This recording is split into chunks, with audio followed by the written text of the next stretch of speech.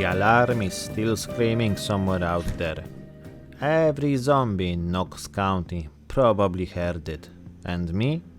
I am hiding in the same house I robbed 2 days ago. Poetic. The TV still works. Carpentry show again. This guy built 3 chairs and a coffin since the last time I watched. He is a productive man. Every window in here is broken. That is something new. Either the wind got ambitious or my neighbors came back for their stuff. It's funny how the alarm's gone, but my heart is still ringing. I miss the days when the only alarm was the one for work.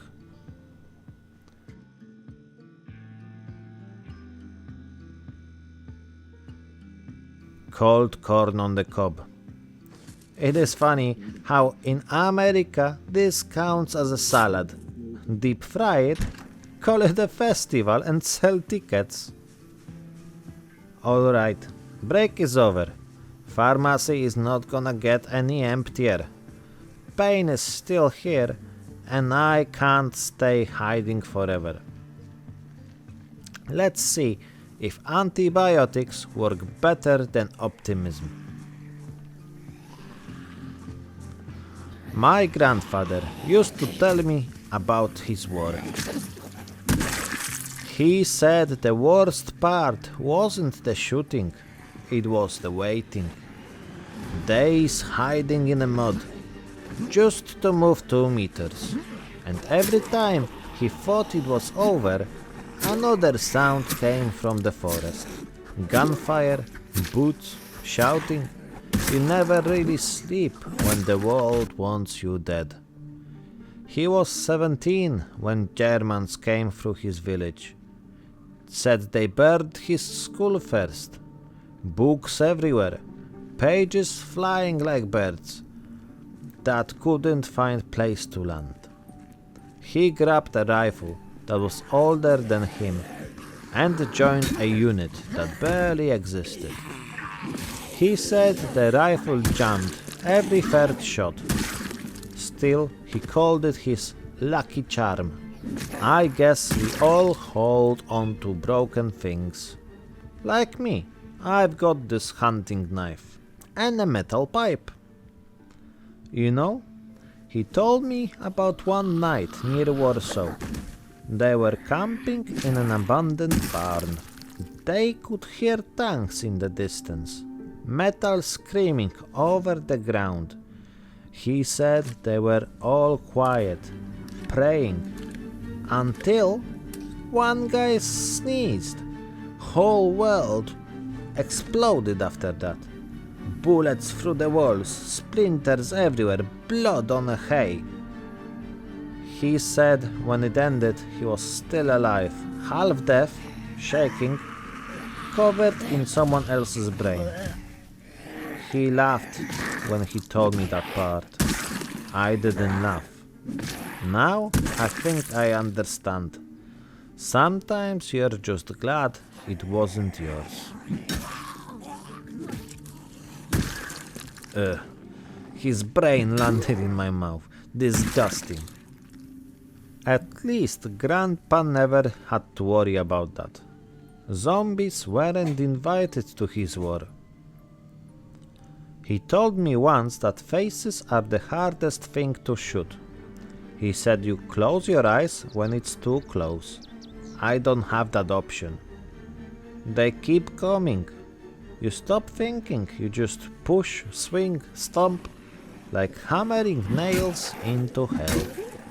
He used to talk about medals, about how they gave shiny little coins for surviving. You could wear them on your chest, show people you were brave. Here I'll probably get a fever as a prize. Different war, same ending. He told me after the war nobody wanted to talk about it. People just built houses, drank vodka, planted potatoes and tried to forget. He said the silence was heavier than the bombs. I think about that when I walk through these empty streets. Every house quiet, like people left in the middle of a sentence.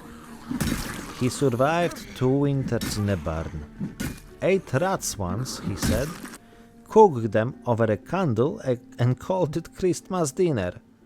I laughed at that story when I was a kid. Now, I'd probably do the same. At least he had candles. He told me something else too. He said the worst sound wasn't the bombs. It was when everything got quiet after. That silence meant the world was counting bodies. I hear that silence all the time now, between moans, between footsteps.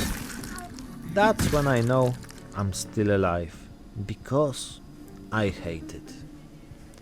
He had a rifle. I have a metal pipe. He had a platoon. I have me. Progress, right? Maybe this is evolution. Humans to monsters to leftovers.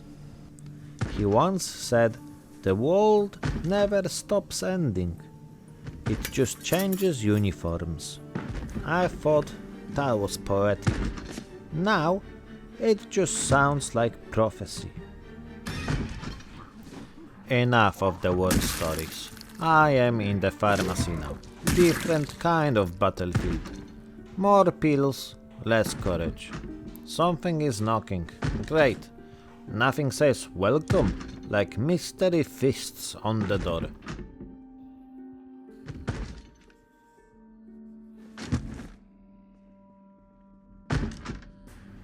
Alright.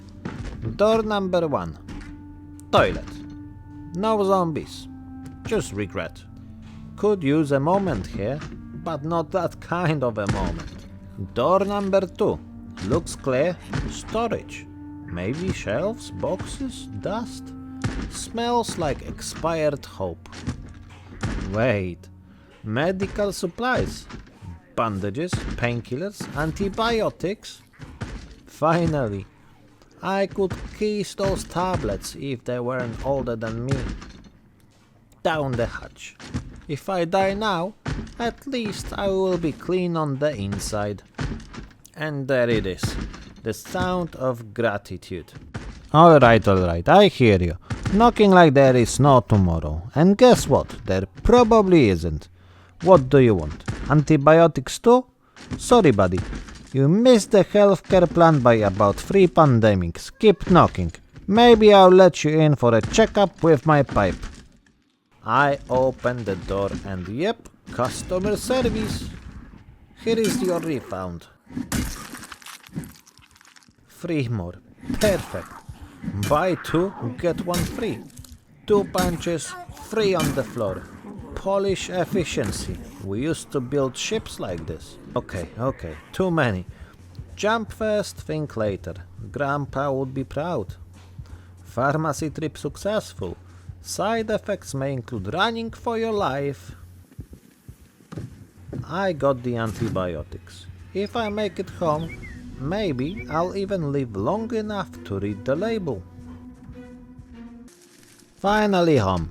Got antibiotics, didn't die, didn't get eaten. Honestly, that's a 5-star day out here. Time for some civilization. Relax a little. It was a good day.